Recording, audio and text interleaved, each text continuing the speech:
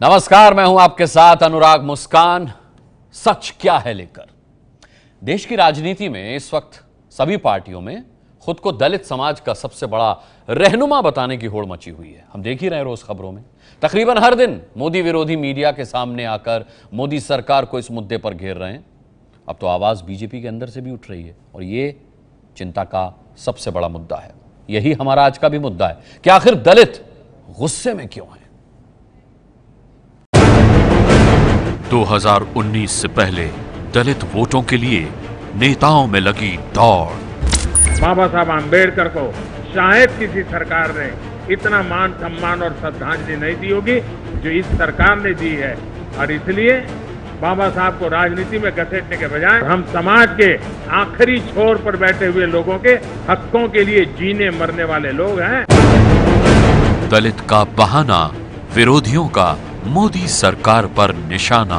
सत्ताधारी party BJP को ये समझ लेना चाहिए कि वे इनके साथ आग से खेलने की कोशिश ना करें। दलितों के खिलाफ जो अत्याचार है वो बड़ी संख्या में बढ़ गया है पिछले 4 वर्षों में, तो निश्चित रूप से कहीं ना कहीं ये तनाव इस मानसिकता ने पैदा किया।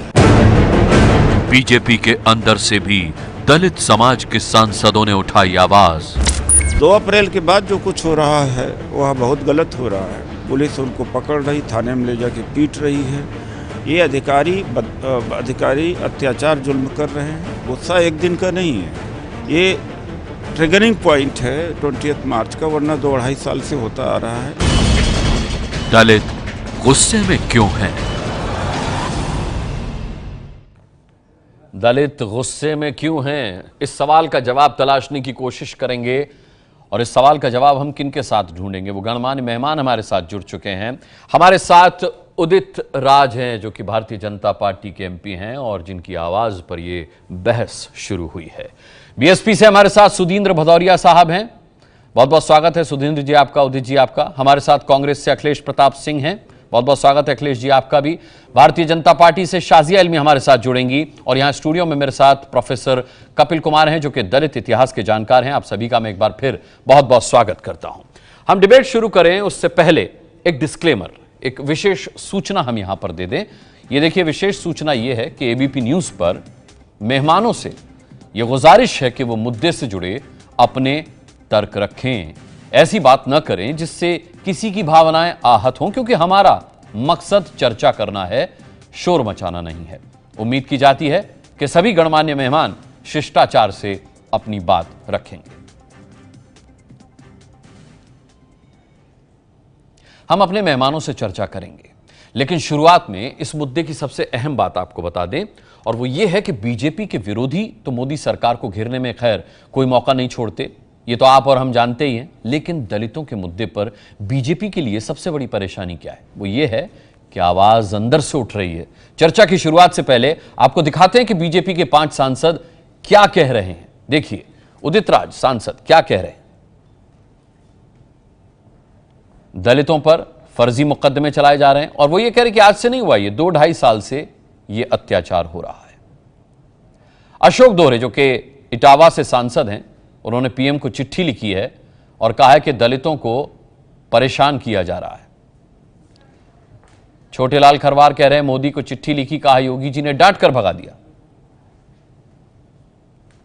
अशोक दोहरे पीएम को चिट्ठी लिखी, बोले दलितों को परेशान किया जा रहा है। ये सब बीजेपी के अंदर के लोग हैं, सांसद हैं। सावित्रीबाई फुले, इन्होंने रैली की, दलित समाज की अनदेखी का आरोप लगाया। यशवंत सिंह कह रहे हैं पीएम को चिट्ठी लिखकर कहा है कि आपके राज में दलितों के लिए एक काम तक नहीं हुआ। तो देखा आपने बीजेपी की सबसे बड़ी परेशानी, बीजेपी के अंदर से यह आवाज कि सरकार दलितों के लिए कुछ नहीं कर रही बल्कि दलितों का उत्पीड़न बढ़ा है। और यह आरोप मुखर तरीके से लगाया है उदित राज ने, जो कि एमपी हैं बीजेपी से ही, हमारे साथ खास मेहमान भी हैं। उदित राज जी, सबसे बड़ा सवाल यह है कि अब तक दलितों के उत्पीड़न को लेकर जो आवाज उठती रही है वो बीजेपी के बाहर से उठी है, लेकिन आपने बताया कि ये 2.5 साल से चल रहा है जब दलितों का उत्पीड़न बीजेपी के राज में हो रहा है। इससे पहले आपने ये आवाज नहीं उठाई, ऐसा क्यों?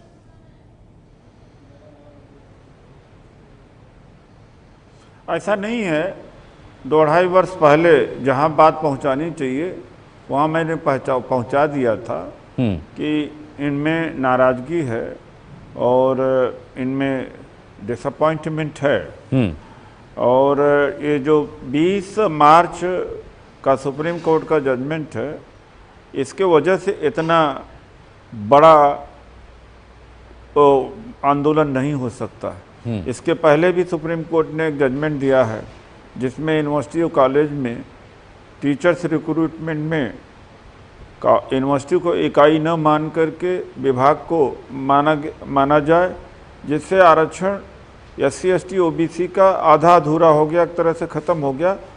वह भी एक कारण है। और 2-3 सप्ताह से टीचर्स स्टूडेंट पूरे देश में कैंपसों में धरना प्रदर्शन कर रहे थे। तो ये 20 मार्च के पहले की तो एक अकोमुलेटेड है। अब मूछ नहीं रह सकता, कोई घोड़ा पर घोड़ा नहीं रख सकता है, बारात नहीं निकल सकती है। ये कई और थे। अनएम्प्लॉयमेंट बहुत एक कारण है।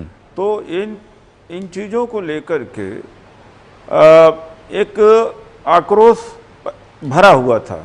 और कोई ही ऐसा आदमी होगा, बहुत ही इनोसेंट होगा या सिंपल होगा या राजनीतिक बारे में न जानता होगा कि केवल 20 मार्च का सुप्रीम कोर्ट का जो SC/ST एक्ट का जजमेंट है उसके वजह से इतना बड़ा खड़ा हो जाएगा, ऐसा नहीं है। यानी कि आप कह रहे हैं कि पलीते में आग पहले ही लगी हुई थी। बैकग्राउंड है। जी। और और यह भी बता दूं कि नहीं, आप मेरी बात कम जी। हाँ, नहीं, लीडरलेस था। और ये केवल टेलीफोन पर, और ये सारे ज्यादातर यूथ थे, सामाजिक कार्यकर्ता थे। हर जगह आप देख लीजिए, किसी भी राजनीतिक पार्टी का कोई सहयोग नहीं। अगर क्रेडिट लेना चाहती है तो गलत है। मैं खुद जानता हूँ, मैं जुड़ा हूँ उन लोगों से, मैं ऑब्जर्व कर रहा था। वो हम सब लोगों के, हमारे कंट्रोल से, BSP के कंट्रोल से या किसी के पार्टी कंट्रोल से बाहर निकल गया था। ये स्वतः स्फूर्ति से उभर करके 2 अप्रैल को एक गुस्सा आया। वो तो ठीक है, बहुत जो भी हुआ अप्रिय हुआ, कुछ हिंसा हुई, लेकिन 2 अप्रैल के बाद में जिस तरह से अत्याचार उत्पीड़न हो रहा, ग्वालियर में जब उनको कोर्ट में पेश किया गया तो वहाँ कोर्ट में मारा गया, कोर्ट में पीटा गया है, अखबारों में छपा है। और जोधपुर में FIR दर्ज किया, बुलंदशहर में जगह जगह पर चिन्हित करके।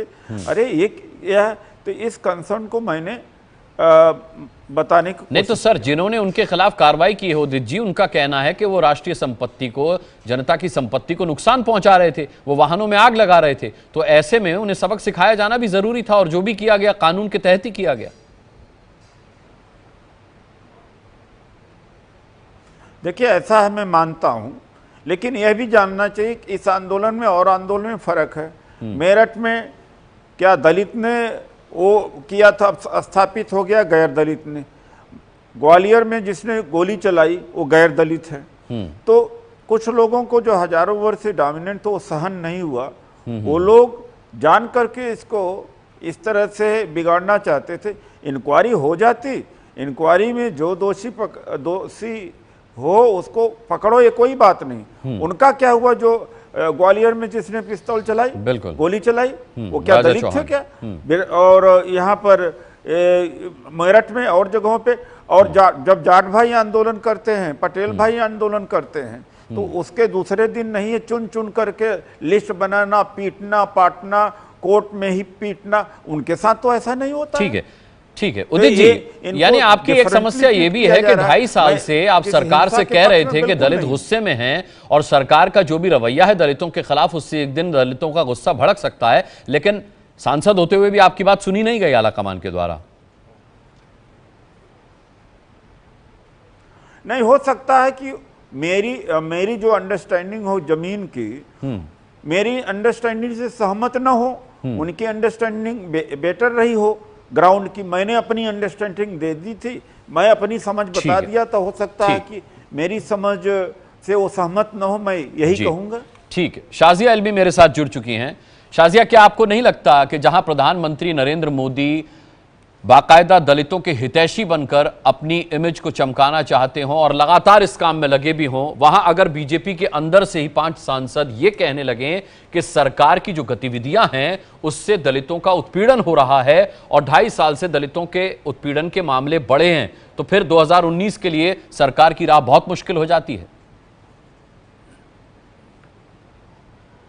मुझे लगता है ये जो गलत भी कह रहे हैं, मैं दलित MP पहले बात कहना कर रहे हैं, चाहिए चाहे वो भाजपा मैं के हों या कोई भाजपा पार्टी के बाहर खिलाफ हों। और सरकार के खिलाफ नहीं किया हूं जी। वो रुक जाइए साजिया जी को मैं पार्टी के खिलाफ और गवर्नमेंट के खिलाफ नहीं कहा हूं। नहीं तो फिर दलित सिविल उत्पीड़न सोसाइटी को अपील किया हूं। हाँ। मैंने कहीं नहीं बल्कि पार्टी को मैंने बचाया है कि बीजेपी में दलित रह करके दलितों की बात कर सकते हैं, वहां आजादी है।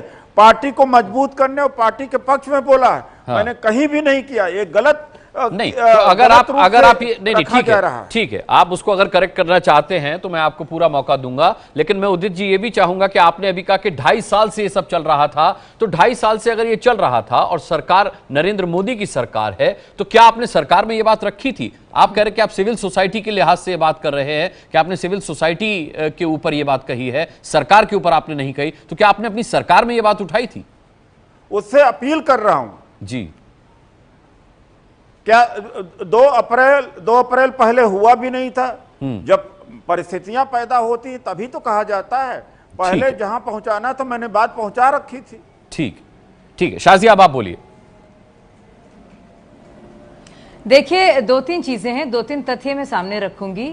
जो हुआ वो बहुत ही अफसोसनाक है और मुझे लगता है भाजपा का जो दलित दल है वो सब दलों को अगर देखा जाए, सारे की सारी पार्टीज को, तो 40 से ज्यादा एमपीज भाजपा ने दिए हैं देश के संसद में। अपने आप में बहुत बड़ी चीज है। दूसरी बात, जो हुआ उस दिन और जिस तरह के भड़काऊ भाषण रहे हैं, वो सिर्फ और सिर्फ मैं उनको सियासी मर्डर्स कहूंगी। और ये एक डेस्परेशन है, ये एक दिवालियापन है सोच लेकिन का, मैंने आपसे सवाल ये पूछा है कि बीजेपी के लिए कितनी बड़ी मुसीबत होने वाली है? सांप्रदायिक नहीं, मुझे कहना जरूरी है, मुझे बताना जरूरी है। या तो सांप्रदायिक बात करो, जैसे कि हिंदुओं को बांटो, जैसे कि हिंदुओं को बांटो, लिंगायत की अलग बात करो।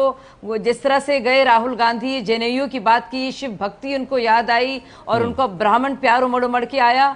और वैसे ही हम देख रहे हैं किस तरह से दलितों को बांटने की लगातार कोशिश हो रही है, लेकिन हमेशा नाकाम हुई। रोहित वर्मला के मामले में आप देखिए तो ये पहली बार ऐसा नहीं हुआ। किस तरह से एक जो छात्र था जिसने बाकायदा आत्महत्या की थी और उसके बहुत सारे कारण कोशिश नाकाम कहाँ हुई? दलित सड़कों पर उतरे शाजिया, उन्होंने प्रदर्शन किया, नाकाम कहाँ हुई? नाकाम कहाँ हुई? नहीं देखिए, लाखों की करोड़ों की संपत्ति देश की बर्बाद हो गई, जो दलित कई लोगों की हत्या हो गई उनके आंदोलन में। नहीं तो भाजपा में भी बहुत जीत उन लोगों को, उन लोगों की जो मौत हुई है उसका जो खून है वो पूरी तरह से उन हाथों में है। वो जो रंग उनके सने हुए हैं वो उन लोगों के हैं जो अपने को सेक्युलर कहते हैं और जो अपने को नहीं। लेकिन अगर दलितों को लगता सरकार उनके साथ है शाजिया, तो वो इस तरह सड़कों पर नहीं उतरते प्रदर्शन के लिए, मानती हैं आप? सबसे ज्यादा अगर मौके, अगर सबसे ज्यादा अगर देकर जीत कर आए हैं दलित किसी पार्टी से, तो वो और दूसरी बात नहीं, बहुत जरूरी, मैं सिर्फ तथ्य पेश करूंगी और कुछ नहीं कहूंगी अपनी तरफ से या अपनी सोच की तरफ से। मैं एक और बात कहना चाहती हूँ, 1 मिनट की बात होगी बस, उसके आगे मुझे बोलने का आप चाहे मौका ना दे। पूरा ये पूरा एजिटेशन क्यों हुआ?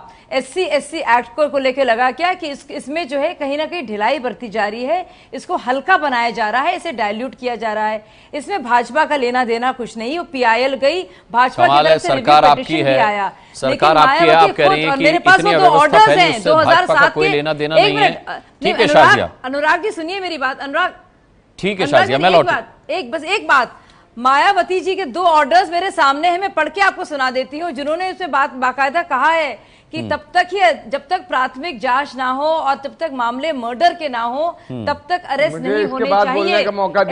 SC एक्ट के मुताल्लिक खुद मायावती जी ने कहा है और सबसे पहले कूदने वाली इस पूरी सियासत में मायावती जी हो गई। तो जो बात वो कह रही थी वही बात PIL कह रहा था, जिसके खिलाफ ही हंगामा हुआ। तो ये सिर्फ खालिस सियासत है। हमारे दलित भाइयों का बाकायदा मर्डर किया गया है सस्ती और खोखली राजनीति के लिए, और उसके अलावा कुछ नहीं है। राजनीति तो आपकी चल रही है ना शाजिया, राजनीति तो भारतीय जनता पार्टी की चल रही है ना पूरे देश में। दलित बनाते हैं, ठीक है, मैं लौटूंगा आपके पास। सुदीन बिल्कुल भदौरिया नहीं चल साहब, रही है। ठीक ये है, भारतीय जनता पार्टी की राजनीति इतनी बढ़िया अच्छा चल ठीक रही है, है ठीक कि है, उसके ठीक है शाजिया, मैं खिलाफ- लौटूंगा आपके उसके पास। खिलाफ उसको सुदीन दरकिनार भदौरिया साहब, करने के लिए सारी कोशिशें की जा रही है। सुदीन भदौरिया साहब, आपकी नेता मायावती ने कहा कि जिस तरीके से भारतीय जनता पार्टी के राज में, मोदी राज में दलितों का उत्पीड़न हो रहा है, ये इमरजेंसी वाली सिचुएशन है और इसका खमियाजा भारतीय जनता पार्टी को भुगतना पड़ेगा। लेकिन शायद वो ये कहते पे भूल गई कि 2014 में 24% दलितों ने उन्हें वोट दिया था और तब उनकी सरकार बनी थी।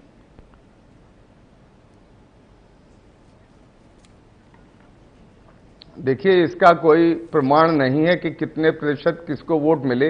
अगर आप ये प्रतिशत वोट गिनाने लग जाएंगे तो 20% वोट जो बहुजन समाज पार्टी को उत्तर प्रदेश में केवल मिले और साथ में समाजवादी पार्टी को भी 20% मिले, तो वो वोट किनके थे वो उसकी भी आप जानकारी प्राप्त कर लीजिएगा। और मैं ये बताना चाहता हूं, खास तौर से जो आज बहस है उसके संदर्भ में मैं ये कहना चाहूंगा कि ये जैसा उदित राज जी ने कहा, 2-2.5 वर्षों से विशेषकर और आमतौर से ये जो गुस्सा है कुछ पुराने समय से चला आ रहा है। और वो पुराने समय का जो गुस्सा है, अभी शाजिया इल्मी जी बतला रही हैं, तो ऊना की घटना अभी हुई थी। ऊना की घटना में पीठ नंगा करके कोड़े बरसाए गए। सहारनपुर के अंदर दलितों की हत्या हुई, कोरेगांव के अंदर दलित की हत्या हुई, और इतना ही नहीं, आपको घोड़े से घसीट के नीचे मार दिया जाएगा। आप दलित कोई बारात निकाल रहे हैं। शाजिया इल्मी जी, आप बोल रही थी मैंने टोका नहीं। शाजिया, अपनी बारी आने में बोलिएगा। बेशर्मी है सरकारी पार्टी की, इनको बेशर्मी की हद हो गई है कि ये दूसरे को बोलने भी नहीं देना चाहते। सरकार यही इमरजेंसी लगाना चाहती है कि विपक्ष की आवाज को दबाओ, उसको कुछ लो। शाजिया इल्मी जी, आप उस जमाने में जिस सोच की थी, मैं उसके खिलाफ भी 19 महीने जेल रहा। अगर आपकी सरकार में दम है तो हमें फिर से जेल में भेज दे, हम कुछ डरने वाले नहीं है। हम ये कहना चाहते हैं कि आप लोग जिस तरह से दलितों का उत्पीड़न कर रहे हैं, जिस तरह से जुल्म कर रहे हैं, कभी गौ रक्षकों के नाम पर, कभी सरकार तो आपको जवाब देना पड़ेगा। मायावती के 2 ऑर्डर्स का जो उन्होंने खुद पास किए थे, नहीं उसका भी जब इतना बढ़ चढ़ के आप बोल रहे हैं तो मुझे आपसे आपको खामियाजा उठाना पड़ेगा। आपके सांसद आपके खिलाफ बताना पड़ेगा, सच तो बोलना पड़ेगा आपको। और मैं एंकर शायद आपसे ना पूछे उन ऑर्डर्स के बारे में जो टोकने के अलावा कुछ आता नहीं है, मैं तो जरूर पूछूंगी आपसे। ठीक है, पूछ लीजिएगा शाजिया। आप बहुत बड़ी बातें कर रहे हैं, लेकिन मायावती जी की तरफ से बोल रहे हैं, आपको जवाब देना पड़ेगा। ठीक है, इनको यही तो नहीं भाषण नहीं बोलिए, बीच में मत बोलिए शाजिया। शाजिया बीच में मत बोलिए, मैं निवेदन कर रहा हूँ। बहस को बोला इन्होंने, भाषण दे रहे हैं लंबा चौड़ा। बहन मायावती जी को ये देखिए, यही इनका तौर तरीका है, क्योंकि ये किसी को बोलने नहीं देना चाहते। ठीक है, आप बोलिए। आप बहन मायावती जी को बोलने नहीं दिया, इसलिए उन्होंने संसद से इस्तीफा दिया। इसी तरह से ये बहस में नहीं बोलना देना चाहते हैं। हम लोगों को ये अपनी बात को रखने नहीं दे रहे हैं। नहीं, हत्या करने वाले सुदीन भदौरिया साहब, कौन थे? सुदीन भदौरिया साहब चाहिए, सुदीन भदौरिया जानते हैं वो तथ्यों के आधार पे बोलिए। सुदीन मैं लौटूंगा। शाजिया एक मिनट चुप हो जाइए। सुदीन भदौरिया साहब, मैं आपसे ये पूछना चाह रहा हूं कि जो मायावती, सुनिए, आप इधर उधर बहका रही थी। सुनिए सुदीन भदौरिया साहब, मायावती बहन जी जो दलितों की मसीहा कहलाती हैं, दलितों ने तो उन्हें भी खारिज कर दिया। आप तो दलितों की ही पार्टी हैं। शाजिया एक मिनट रुक जाइए। शाजिया मैं आपका सवाल पूछवाऊंगा। मैं आपको मौका दूंगा सवाल पूछने का। मैं सवाल पूछने का मौका दूंगा शाजिया आपको। सुदीन भदौरिया साहब, मैं ला रहा हूं जी। शाजिया आप रुक जाइए। सुदीन भदौरिया साहब, मायावती तो दलितों की देवी थी। मायावती तो दलितों की देवी थी। दलितों ने तो अपनी देवी को ही खारिज कर दिया। आप भी तो कहां दलितों के हितों की रक्षा कर पाए? बिल्कुल नहीं। आपके कहने से और देश के मनुवादी लोगों के कहने से खारिज नहीं होंगी। फूलपुर और गोरखपुर में पता चल गया है कि मोदी जी इस बार अब हिम्मत नहीं कर रहे हैं बनारस जाने की। और मैं बतला दूं, उत्तर प्रदेश में 80 सीटें हैं। एक भी सीट अगर भारतीय जनता पार्टी को मिल जाए तो मेरी चुनौती, और मैं आपके इसी टीवी चैनल पर आऊंगा फिर बहस करने 1 वर्ष बाद। मैं आपको बतला दूं, देश के अंदर ये जो दलितों का जुल्म और उत्पीड़न हुआ है, उसकी वजह से इस देश का दलित, पिछड़ा, महिलाएं, अल्पसंख्यक सब जाग चुके हैं, इनके वादा खिलाफी को पहचान गए हैं, जुमलों को पहचान गए हैं और इनके जुल्म को भी पहचान गए हैं। इसलिए अब इनके लिए कोई स्थान नहीं है देश की जनता के मन के अंदर, और इसीलिए इनके सांसद अब सड़कों पर उतर आए हैं। इसीलिए वहां पर साध्वी जो ज्योतिबा फुले हैं बहराइच में बीजेपी की एमपी हैं जिन्होंने लखनऊ में रैली की, ठीक है, वहां पर सैकड़ों बसों को लेके दसियों हजार लोगों को लेके उन्होंने प्रदर्शन किया मोदी जी का नाम लेके, मोदी जी का नाम लेके। ठीक है, मैं अखिलेश प्रताप सिंह जी अब आपको डिबेट में लाना चाहूंगा, क्योंकि आपने साफ तौर पर लिखा है कि दलित गुस्से में इसीलिए हैं क्योंकि मोदी सरकार घोर दलित विरोधी है। मैं ये जानना चाहता हूं, क्योंकि मुझे बाकायदा लोग ये पूछ रहे हैं कि अखिलेश प्रताप सिंह जी से पूछिएगा कि जब आप कहते हैं कि दलितों का उत्पीड़न हो रहा है इस देश में, तो आप सवाल किस पे उठाते हैं, 4 साल की मोदी सरकार पर या 60 साल के कांग्रेस शासन पर? जी,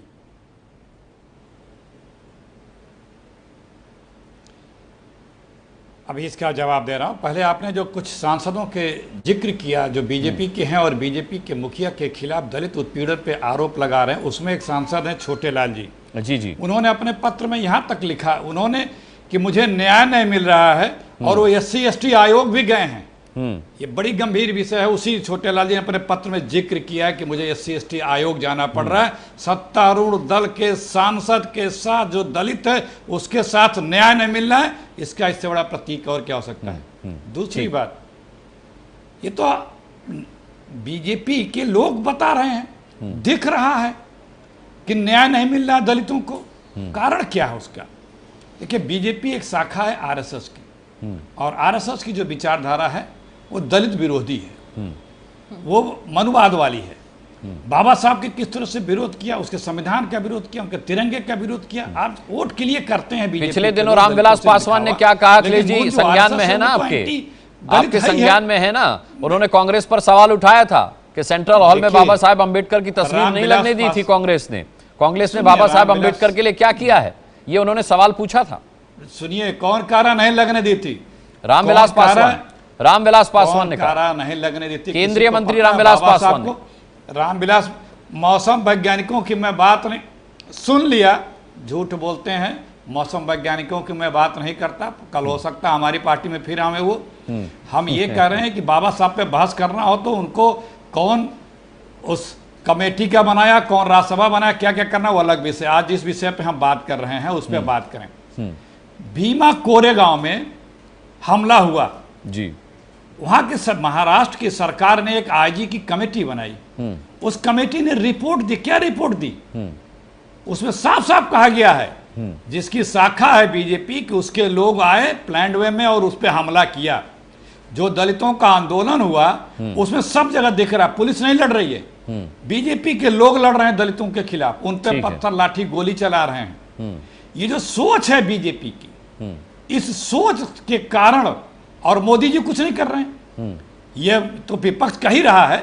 यूपी से कई मिनिस्टर बोल रहे हैं, 1 दर्जन MLA बोल रहे हैं, 5-6 MP बोल रहे हैं, तमाम बीजेपी के नेता बोल रहे हैं। क्यों बोल रहे हैं? ठीक है, इनके मुख्यमंत्री अगर गोरखपुर के चुनाव में कहते हैं ये कुत्ते बिल्ली हैं, इनके राष्ट्रीय अध्यक्ष कहते हैं कुत्ता कुत्ती बिल्ली बिल्ला, और क्या क्या बता रहे हैं। तो ये छछूंदर नेवला बोला, क्योंकि ये पिछड़े दलित दूसरे नहीं, सांप छछूंदर नेवला कुत्ता कुत्ती भी बोला था इन्होंने। चलिए, आप तो बोलिए, अध्यक्ष जी ने आप तो गरिमा का ख्याल रखिए, आप अपने स्थापना दिवस में फर्क क्या रह जाएगा। हम ठीक है, नहीं, अरे भाई राष्ट्र, ठीक, मैं किसी को बोल नहीं रहा हूं, मैं उनके शब्द को कह रहा हूं कि इस तरह की भाषा उन्हें बोलनी चाहिए क्या? वो किसे बोल रहे हैं? क्योंकि इन पार्टियों में इस गरीब तबके के लोग हैं, उन कारण उनकी ये मेंटेलिटी है, ये सोच है उनकी, और यही सोच उनके सत्ता में परिलक्षित होती है। जिस दिन सोच बदल लेंगे उस दिन सरकार भी अपनी नीयत इन दलितों गरीबों पिछड़ों के प्रति अच्छी रखेगी। ठीक है, सोच से ही सरकार चलती है। ठीक है, सोच से सरकार चलती है। प्रोफेसर कपिल कुमार भी मेरे साथ हैं। प्रोफेसर कपिल कुमार, आपका आकलन क्या कहता है? दलित गुस्से में क्यों है? सच क्या है? क्या जो बीजेपी पर आरोप लगा रहा है विपक्ष वो सच है, या फिर राजनीतिक लाभ लेने के लिए, केवल वोटों के लिए दलितों को राजनीति का मोहरा बनाया जा रहा है? देखिए, मैं तो एक बड़ी अच्छी बात अखिलेश जी ने कही, सोच की। हाँ, तो मैं सोच से ही सवाल ये उठाना चाहता हूं कि दलित के ऊपर जो अत्याचार है या जो दलित की नहीं सुनी जाती या जो दलित का विकास नहीं होता, उसके पीछे जो मानसिक सोच है वो जिम्मेवार है इस देश के अंदर। और अब मैं इनसे एक सवाल उठाना, मानसिक सोच और सुनिए, राजनीतिक सोच एक ही है क्या? मैं आपसे पूछ रहा हूं, आप ही से पूछ रहा हूं, मानसिक और राजनीतिक सोच को आप एक ही मान रहे हैं? देखिए, या वो अलग, मानसिक अलग है, राजनीतिक अलग है? सुनिए, एक इतिहासकार होने के नाते मुझे बोलने दीजिए साहब इसमें, क्योंकि मैंने सब राजनीति सुनी है। ये हर चीज के लिए मनुवादी आरएसएस बीजेपी ले आते हैं। ठीक है। आरएसएस 1925 में बनी, जनसंघ बना जाके 1953-54 के आसपास, और बीजेपी बनी जाके 1980 के अंदर। ठीक है। 1925 से पहले क्या इस देश के अंदर दलित उत्पीड़न नहीं था? हर बार ये लोग इतिहास के अंदर मनुवादी और वो मनुस्मृति और वो उठा के ले आते हैं। ठीक है। मैं एक सवाल पूछता हूं, अखिलेश जी बोलिएगा, मुझे जरा बोलने दीजिए, इतना मादा रखिए कि मैं भी कुछ कह सकूं इतिहास की बातें जिनको के लगातार जनता से और दलितों से छुपाया जाता है। इस देश के अंदर दलित के हर उत्पीड़न के लिए मनुस्मृति और मनुवादी उठा दिए जाते हैं। ठीक है। उसके बाद में मेरा एक सवाल है, मुझे इस देश में एक शोध कार्य और एक पर्चा दिखा दीजिए जो मुगल कालीन के अंदर दलितों की स्थिति के ऊपर लिखा गया हो। ठीक है। कि 1000 साल के लिए क्या दलित इस देश से पलायन कर गए थे और फिर दोबारा मॉडर्न इंडिया के अंदर आ गए शोषित होने के लिए, जबकि दलित के जो स्थिति बनी समाज के अंदर उसके लिए जो सामंतवाद था मिडिवल पीरियड का, वो सबसे ज्यादा रिस्पॉन्सिबल, एग्रीकल्चर लेबर बनाना। 95% दलित इस देश में जो थे वो भूमिहीन मजदूर थे। मतलब पूरे कांग्रेस राष्ट्रीय आंदोलन के अंदर, सुनिए, मुझे एक प्रस्ताव दिखा दीजिए पूरे राष्ट्रीय आंदोलन के अंदर जहां पे ये कहा गया हो कि जो भूमिहीन मजदूर दलित है, कृषि दलित है, उसकी कम से कम जो दिहाड़ी है उसको ही बढ़ा दिया जाए। अब मैं एक बात यहां कहना चाहता हूं, सवाल यह है कि दलित को लेकर के जब तक आप उसे केवल एक वोट बैंक ट्रीट करेंगे और उसका एनालिसिस इस तरीके से करेंगे कि ये वोट आज उसको देगा, कल उसको देगा, कल उसको देगा। कुल मिलाकर मामला ये है कि जो दलित उत्पीड़न सालों से चल रहा था, मुगल कालीन चल रहा था, उसे अब बीजेपी भी आगे बढ़ा रही है। मैं लौटूंगा आपके पास, आप ही की बात से बात शुरू करेंगे। मुझे एक ब्रेक लेना है छोटा सा, फौरन वापस आते हैं इस चर्चा में। सच क्या है जानने के लिए।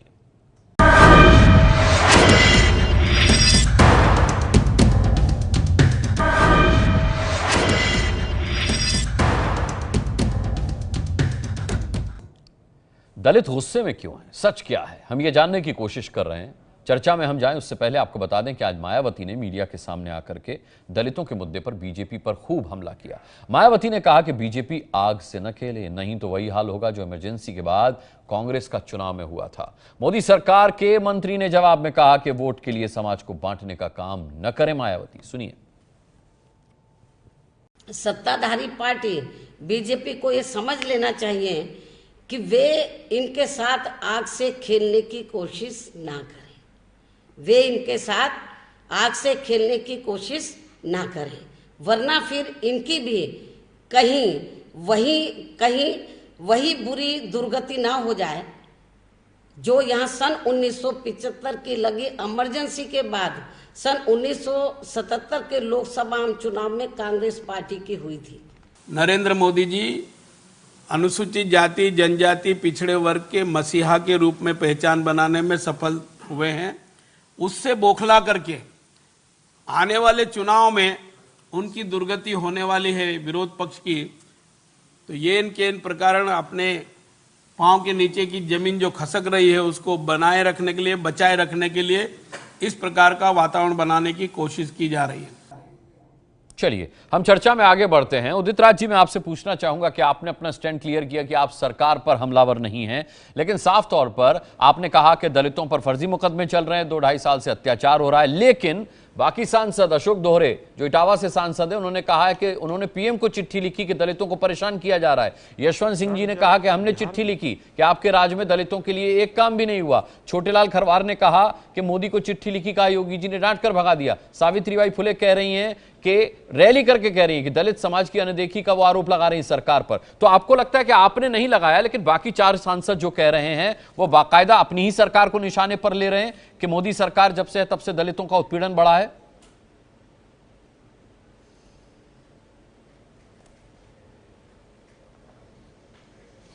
आप मुझसे पूछ रहे हैं? जी उदित राज जी।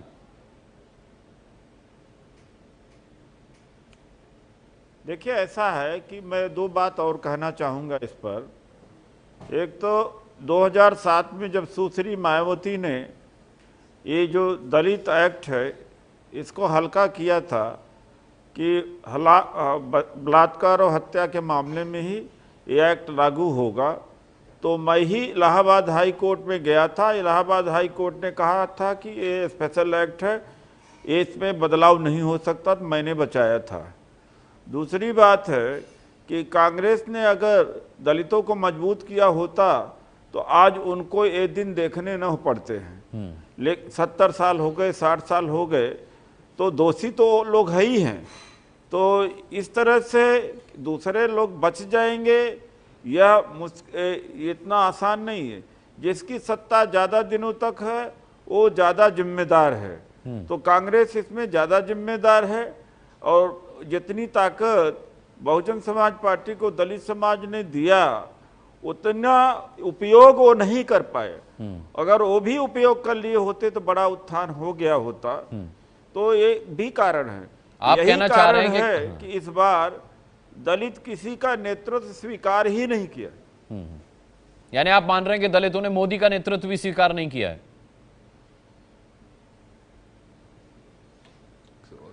ये स्पॉन्टेनियस था और मैं भी उनके बीच में रहता हूं। पूर्व कन्याकुमारी से कश्मीर और गुजरात से लेकर बंगाल मणिपुर तक मेरा संगठन है। मेरे भी काबू के बाहर गया ये। कोई भी नेता अगर कहे कि उसने इसका नेतृत्व किया है जी, तो गलत कह रहा है। ठीक है, क्योंकि जमीनी हकीकत को समझना चाहिए, तभी देश का उद्धार हो सकता है। उनकी समस्याओं को समझना चाहिए। नहीं समझेंगे। अभी तक लगभग 10,000 लोगों की गिरफ्तारी हो चुकी है। मेरठ में 70-75 लोगों को गिरफ्तार किया गया है। ज्यादातर जो दलित मारे गए हैं पुलिस की गोली से नहीं मारे गए हैं, सवर्णों ने गोली मारी। जी हाँ, गैर दलित। तो ये आप देख सकते हैं मानसिकता। ठीक है, इस मानसिकता के और एक बहुत बड़ी बात मैं कहना चाहूंगा, अगर थोड़ा समय दें हमें तो। जी बोलिए। चलिए उदित राज जी, मैं लौटता हूं आपके पास। अखिलेश प्रताप सिंह जी, मैं लौटता हूं, आपकी बात सुनूंगा। मैं आपकी बात सुनूंगा। अखिलेश प्रताप सिंह जी, उदित राज जी साफ तौर पर कह रहे हैं कि मोदी सरकार से ज्यादा जिम्मेदार कांग्रेस सरकार है, क्योंकि आपने देश पर शासन ज्यादा समय तक किया है। दलितों के उत्पीड़न के लिए कांग्रेस सरकार ज्यादा जिम्मेदार है, और बावजूद उसके राहुल गांधी दलित उत्पीड़न के खिलाफ राजघाट पर कल अनशन करेंगे। देखिए, मैंने उदित राज जी की बात सुनी और हमारे जो आदरणीय कपिल कुमार जी इनकी बात सुनी। उदित राज जी ने यह भी कहा कि दलितों ने अपने अवसर का फायदा भी पूरा नहीं उठा पाए। मैं एक एक करके जवाब दे देता हूँ। कपिल कुमार जी ने कहा कि भूमिहीन दलितों को के बारे में क्या किया गया, पता नहीं, संभवतः उनको जानकारी है कि नहीं है।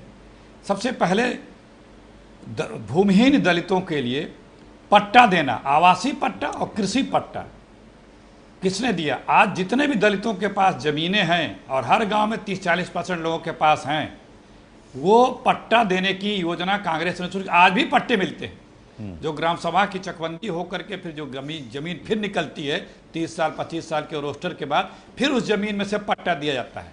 उन दलितों को, उन भूमिहीनों को आवासीय पट्टा और कृषि पट्टा दिया जाता है। पता नहीं कैसे ये बता रहे हैं। मैं जवाब दूंगा आपको इस बात का। आप अपनी बात कह लीजिए, मैं जवाब दूंगा। दिखा मोहन भागवत जी हैं कि जिन्होंने बार बार कहा है कि दलितों के आरक्षण के विषय में पुनर्विचार होना चाहिए।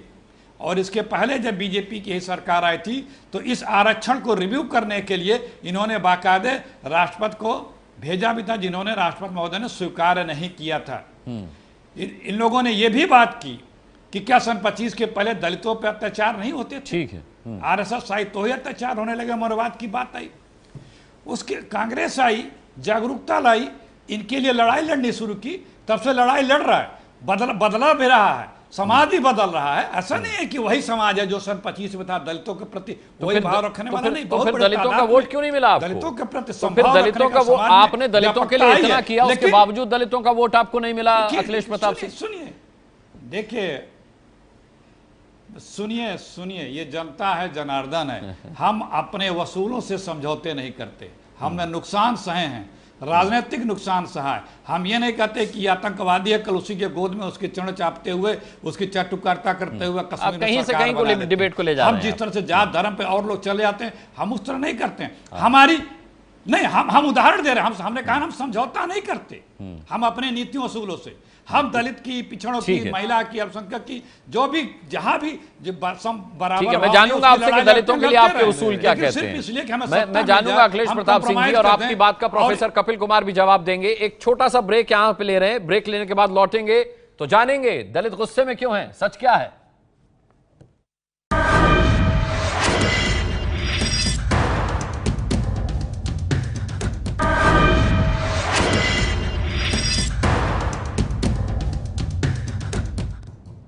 दलित गुस्से में क्यों हैं, सच क्या है। ब्रेक पर जाने से पहले अखिलेश प्रताप सिंह अपनी बात रख रहे थे और उसका जवाब देना चाह रहे थे प्रोफेसर कपिल कुमार। प्रोफेसर कपिल कुमार, अब आपकी बारी। क्या आप अखिलेश जी की बात पर जवाब देना चाहेंगे? संक्षिप्त में दीजिए, फिर मैं आगे बढ़ूंगा। बहुत संक्षेप में दो बातें। पट्टा देना एक चीज है, आपने 1 एकड़ का पट्टा दे दिया, उस पट्टे पे वो दलित करेगा क्या?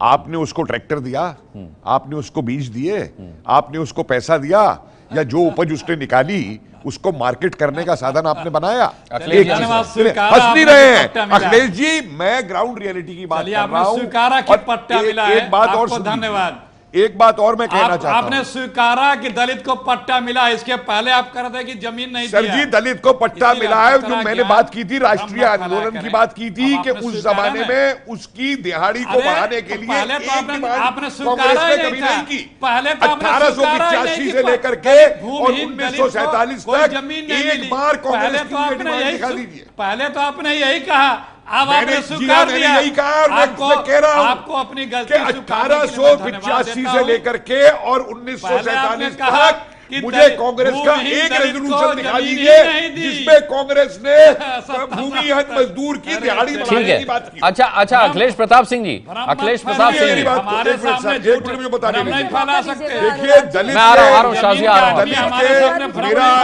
मेरा एक बहुत बड़ा सवाल है आप लोगों से, मेरा एक बहुत बड़ा सवाल है आप लोगों से। देखिए, अपनी कम्युनिटी के लिए डिमांड करना बहुत अच्छी, एक मिनट सुन लीजिए। अपने शासन में अपनी कम्युनिटी के लिए डिमांड करना बड़ा आसान है। कपिल कुमार कहना चाहते कि दलित के बारे में किसने सोचा। मैं अखिलेश जी मेरी बात सुनिए। नहीं, ठीक है, छोड़ दीजिए उसको। अखिलेश जी, शाजिया एक मिनट, शाजिया मैं आ रहा हूँ आपके पास। कपिल कुमार सुनिए, अखिलेश जी, अगर आप ये मानते हैं कि दलितों पर उत्पीड़न हो रहा है उसके लिए मोदी सरकार जिम्मेदार है, तो फिर आपको यह भी मानना पड़ेगा कि कांग्रेस के शासन में अगर दलितों पर उत्पीड़न हुआ तो उसके लिए कांग्रेस जिम्मेदार है। लेकिन बावजूद उसके आप मानते हैं कि कांग्रेस ने दलितों के लिए बहुत कुछ किया। तो सुनिए मेरी बात सुनिए। दलितों के लिए 60 साल तक काम करने के बावजूद दलितों ने आपको वोट नहीं दिया, तो क्या राहुल गांधी के उपवास करने से दलित आपके साथ आ जाएंगे? मैं एक बात जो कहना चाह रहा था, कर्तव्य है जी, जिसकी आवाज कोई नहीं सुन रहा है, जिसको सहारे और सहायता की जरूरत है, सरकार नहीं सुन रही है। हम राजनीतिक दल होने के नाते हमारा कर्तव्य बनता है उसकी आवाज बनना और उसका सहारा बनना। हम अपना धर्म निभा रहे हैं। सुनिए प्लीज, सुनिए। अरे 70 सालों में तो कुछ हुआ नहीं जनाब। अरे अनुराग जी, हो गया 4 बार कह चुके, आप 8 बार कह चुके। 70 साल कह दीजिए ना, देश में कुछ हुआ ही नहीं है। क्यों 4 साल का जिक्र करते हैं? 60 साल हम थे, 4 ही साल में सब कुछ हुआ है। 70 सालों में कुछ नहीं हुआ। मैं तो नहीं मान रहा 4 साल में सब कुछ हुआ है। मैं तो कह रहा हूं दलितों पर उत्पीड़न हो रहा है, मोदी सरकार जिम्मेदार है। लेकिन आप भी तो स्वीकार कीजिए कि 60 साल अगर उत्पीड़न रहा दलितों पर, तो फिर इसके लिए कांग्रेस जिम्मेदार है। अरे ऐसा है अरे बोलने देंगे, बोलिए ना, मैं बोलिए। कह रहा हूं जिसकी जिम्मेदारी होती है उस समय जवाबदेही उसकी होती है। अनुराग सबसे जी, ज्यादा आपने बोला है, जिसकी अब औरों को जिम्मेदारी बोलने जब देंगे। होती है उस वक्त की जवाबदेही उसकी होती ठीक, है, ठीक। चाहे अच्छा हो या ठीक बुरा है, हो। इस बात का जवाब आज तो दे दीजिए कि जवाबदेही राहुल गांधी के जिसके पास उपवास करने जिम्मेदारी से है, क्या मोदी दलित जी आपके उनकी साथ है। आ जाएंगे? राहुल गांधी के उपवास करने से हमने कहा ना, अरे आप सुनते नहीं है, मैंने कहा है कि हमारा धर्म है राजनीतिक पार्टी का कि हम जिसकी नहीं सुनवाई हो रही है उसकी आवाज बनना, जिसको नहीं सरकार सहारा दे रहा है उसका सहारा बनना, हम वो कर्तव्य निभा रहे हैं। इस कुंभकर्ण नींद में सोई दलित विरोधी सरकार को शाजिया जी, मुझे एक सवाल उनसे पूछना है। मैं आपको मौका दूंगा। पार्टी राहुल गांधी दलितों के साथ है और हर सताए हुए लोगों के साथ है। अनुराग जी, तो आपको मुझे मौका बोलिए देना शाजिया, पड़ेगा। बोलिए शाजिया। आपका सवाल जो है बोलिए। बहुत ही दलित गुस्से में क्यों है, मैं भी बात कर सकती हूँ। दलित की सदियों पुरानी वर्ग प्रणाली के अंदर जो क्रूरता और असमानता है उसके वजह से सालों साल वो कितने आक्रोश और सदमे में रहा है और पीड़ा में रहा है। इसी को खत्म करने के लिए 89 में SC/ST एक्ट बनाया गया था। लेकिन अफसोस की बात यह है कि अप्रैल 2 में जब बंद हुआ और जब हिंसा हुई वो एक झूठ के बेसिस पर हुई, और वो झूठ था कि SC/ST एक्ट को डाइल्यूट किया जा रहा है। उदित राज जी ने बिल्कुल सही बताया कि 2007 में खुद बहन मायावती ने जो सुरेंद्र जी, आ रहा हूं आपके पास, रुकिए। उन्होंने बाकायदा कहा और डाइल्यूट करने की कोशिश की। तथ्य दे रही हैं, सुन लीजिए। मौका दीजिए, आप लगातार बोल रहे हैं, पिछली बार भी ऐसे ही हुआ। ये जवाब देना बहुत नहीं, आप इसका जवाब दीजिए। नहीं, आप इसका जवाब दे दीजिए। मैं आपको जितना टाइम आपको चाहिए, लेकिन ये जवाब देना पड़ेगा। 2007 में नहीं, मुझे मौका नहीं मिला था, मुझसे पूछा गया था। आप चुप रहिए। नहीं, बहुत बोले आप लगातार मुझे आप चुप करा रहे हैं, आपको चुप रहना पड़ेगा। मुझसे एंकर ने कहा था बोलने के लिए। ठीक है अनुराग जी, मैं लौटूंगा, मैं एक छोटे से ब्रेक के बाद लौटूंगा और उसके बाद सुदींद्र भदौरिया से हम बात करेंगे और साथ ही हम बात करेंगे उदित राज जी से, जानेंगे सच क्या है, दलित गुस्से में क्यों है।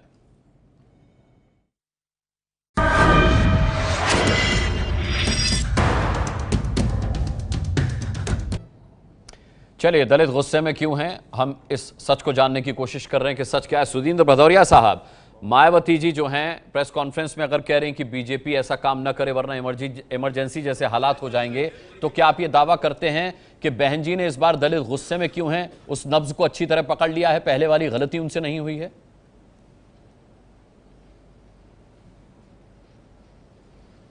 देखिए, वो तो पहले से ही कह रही थी और संसद से इसीलिए इस्तीफा दिया। और आपको भी मालूम है कि हर जगह उत्तर प्रदेश में बाबा साहब की मूर्तियां तोड़ी जा रही हैं। दलितों का जो जुल्म हुआ इसके बारे में स्वयं उदित राज जी और भारतीय जनता पार्टी के सांसद बोल रहे हैं। हम बोलेंगे तो कहा जाएगा कि बीएसपी बोल रही है। तो जब ये पूरे देश के अंदर ये लोग बोल रहे हैं और कह रहे हैं, तो आखिर कुछ हालात हैं, तभी तो गोरखपुर में और फूलपुर में ये नतीजे आए हैं। और ये गोरखपुर और फूलपुर की आग पूरे देश में फैलेगी। और जो गोरखपुर और फूलपुर की आग है उसमें उस समय आपको याद होगा सन 1974 में एक चुनाव हुआ था, वो मध्य प्रदेश के अंदर जबलपुर में, वहां पर कांग्रेस हारी और उसके बाद इंदिरा गांधी तक स्वयं चुनाव अपने हार गई उत्तर प्रदेश से, सभी लोग हार गए। उसी तरह से बीजेपी का हाल होने जा रहा है। हम पढ़ रहे हैं अखबारों में कि मोदी जी बनारस छोड़ के अब कहीं दूसरी जगह चरागाह ढूंढ रहे हैं। तो देश जान रहा है कि हालात क्या हैं, इसलिए अब इन लोगों की हालत पतली हो गई है, हाथ पांव फूल रहे हैं, तभी कुत्ते बिल्ली की संज्ञा दे रहे हैं विपक्ष को। ठीक है शाजिया, सबसे बड़ा सवाल यह है कि बाबा साहब अम्बेडकर, मेरी बात सुनिए, मेरे सवाल का जवाब दीजिए। नहीं, मैं आपसे ही सवाल पूछ रहा हूं शाजिया। साफ तौर पर सुदींद्र भदौरिया ने अम्बेडकर साहब की मूर्तियां तोड़े जाने की बात कही। बीजेपी शासित राज्यों में दलितों का इतना हंगामा हुआ। मैं सिर्फ आपसे सवाल ये पूछ रहा हूं कि आप मानती हैं कि बीजेपी की सरकारें फेल रही हैं? आपकी नाक के नीचे दलितों ने इतना हंगामा किया, इतना उग्र आंदोलन हुआ, कानून व्यवस्था पर आपकी सरकारों की कोई पकड़ नहीं है, इतना तो मानेंगे आप? देखिए, अब भारत बंद जब हुआ तो एक झूठ के आधार पर ये सारे प्रदर्शन हुए।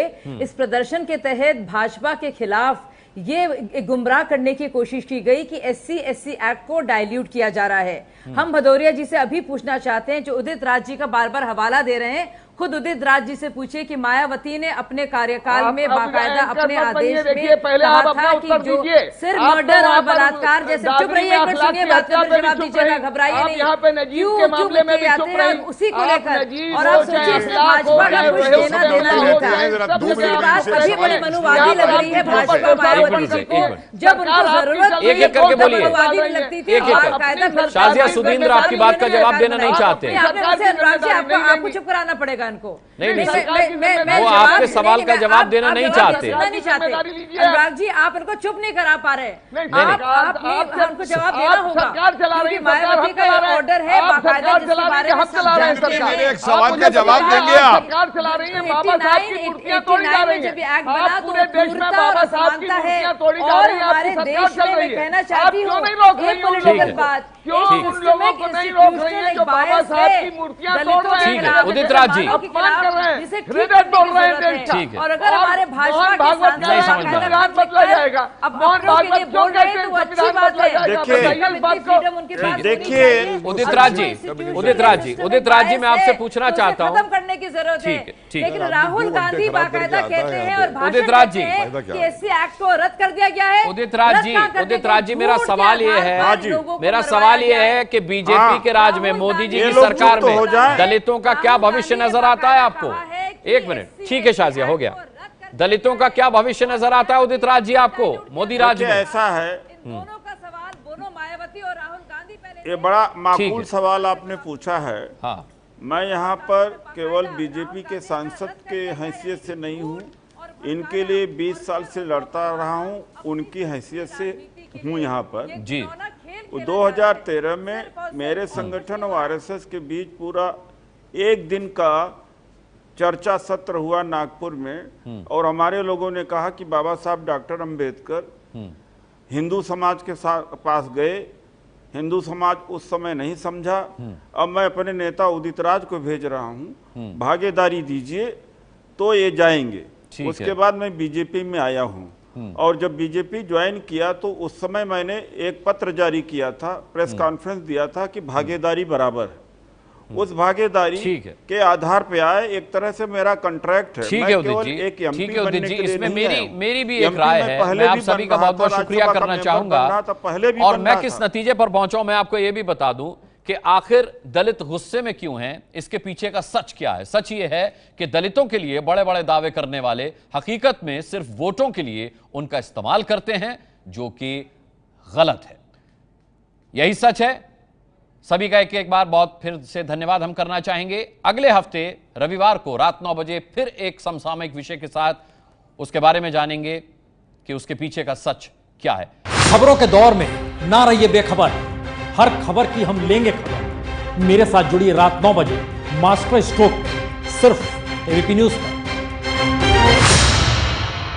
ये है एबीपी न्यूज, आपको रखे आगे।